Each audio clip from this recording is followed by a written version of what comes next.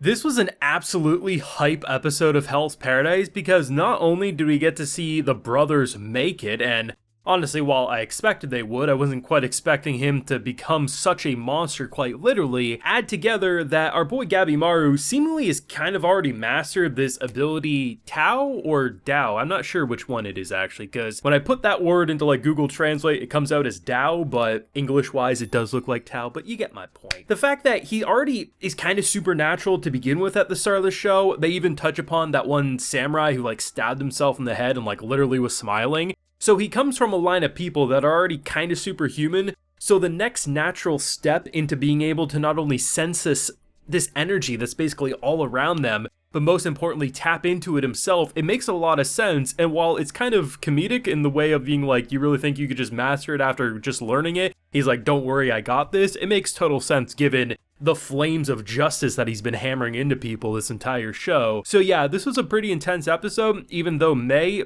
damn did I feel bad for her, and the fact that everyone in the crowd was like, we're gonna kill these scumbags. This was a great episode. Full live reaction episode 11 of Hell's Paradise is available on my Patreon. If you do want to see my full uncut thoughts as I watch this wonderful episode, you can head on over to Patreon, consider supporting if you do want to see that. Now, this was insane. This absolutely was. First things first, I do want to talk about the brothers because I think collectively the brothers have kind of become fan favorites because you just immediately are hooked in. Like, if they were the main characters and the only like focus that we had in a show like this, you would have a pretty damn good show, all things considered, especially when they continue to sprinkle in some nice kind of like brotherly bond. Like the fact that I think everyone's probably wondered, how did he lose one of his eyes? And that quick little flashback, seeing that big gang around him and how he willingly grabbed that knife, cut his eye. And it's not like he just did that and then ran away. He then handed the knife saying, if you got anything else to take out, go ahead, I'm standing right here. Like, that is an absolute G. He is there for you. Like, he's, no matter what, family sticks together. That's literally how they are.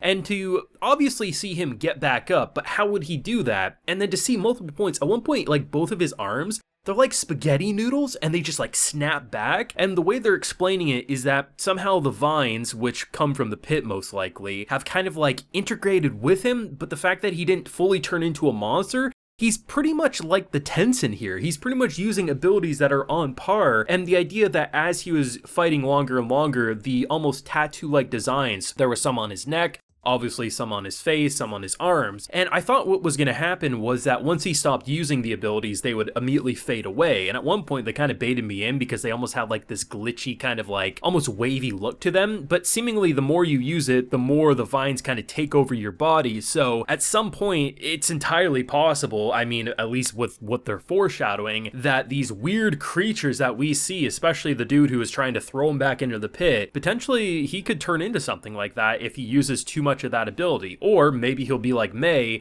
and he'll use it and it'll calm down, but as long as he doesn't use it too much at once, maybe he'll be alright. I really don't know, but if you have to hook us in saying, you know, like basically it's fighting fire with fire, you need something to go on par with these creatures, and seemingly they have just that. Now, May, obviously, I said last week, I thought it was pretty on the nose that she was a Tensen or related to it, and based on history, it probably seems like she's, what, 1,000 years old, a couple hundred years old? She's up there in age, but physically, she's been looking like a child. A little older now after the fall off the cliff, but we get a flashback where she looks like an adult, and it's pretty tragic what basically they were using her for, and the fact that obviously she didn't want that and got punished for it. And I mean, if we rewind to Gabimaru's wife and how he looked at her scar, the idea of, you know, scars in general, like, he doesn't look at someone as being ugly or they've been violated or they're lesser because of those marks. If anything, he will blame probably the people who are responsible for giving said marks. And the idea that one of the ways they talk about how this yin and yang and how the powers can be transferred between each other is through sex. And the idea that pretty much what starts off is almost looking like they're treating her like a princess or a queen, like you need to come back and rule us,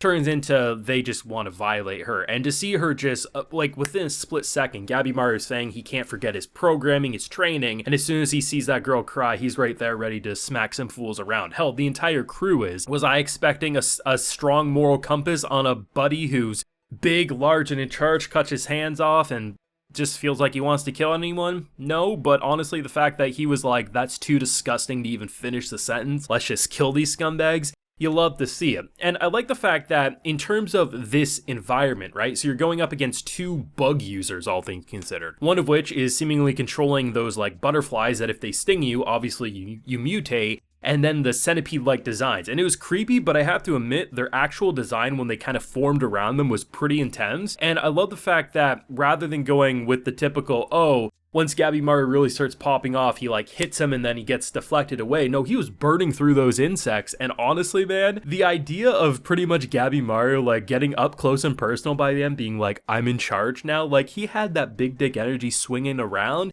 And I was never more happy to see him absolutely impressed because shit was popping off this episode. It kind of felt like taking it and cranking it up to 11 and just letting all cylinders fire up, as you have an emotional reason of protecting this girl, especially given that she just kept saying like strong and weak. We had no idea what the hell she was talking about. Not gonna lie, hearing the same words over and over was getting a little repetitive, but obviously it was building into how to figure it out. What I thought she was saying was like, you need to build up power and then let it be weak on impact. I thought that's what they were trying to do, but it was all about the state of mind. And if you combine people like Sagiri or his wife, the fact that they've already kind of been building that into him in terms of being strong, being weak, all in one, so it just kind of led to this moment of letting him absolutely pop off and making us say, and kind of go from when we consider the fact that this felt like an impossible group of people to go up against. The Tensens felt indestructible, immortal. How would we deal with them? And now we have a boy, Gabimaru, this fiery fist of death who apparently might have a shot at actually doing it. And there's a reason why they've been sending people looking for them, saying that these people on the island are different than the normal humans and could actually be dangerous for us. And they all collectively are seemingly agreeing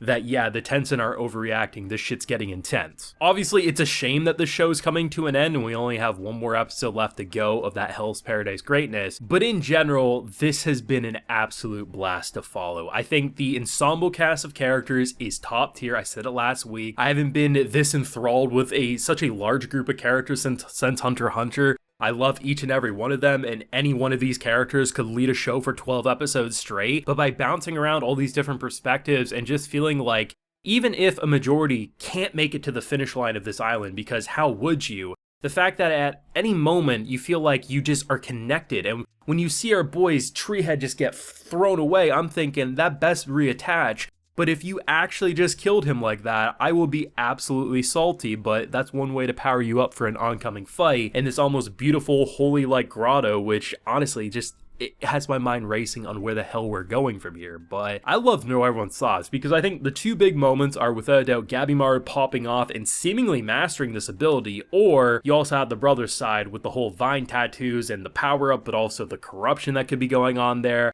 Let me know what you're thinking down below. Leave a like if you enjoyed. Subscribe if you're new around here. Ring that bell so you can get notified when I upload more Hell's Paradise on the channel. And as I mentioned, full live reaction to this episode is available on my Patreon. And while you're there, you can also get a video shoutout. Like More Rudd, Nolan Palmer, Purple Kush, and Nathan Semichuk are getting today. So I appreciate the support, everyone. Please take care and have a good one.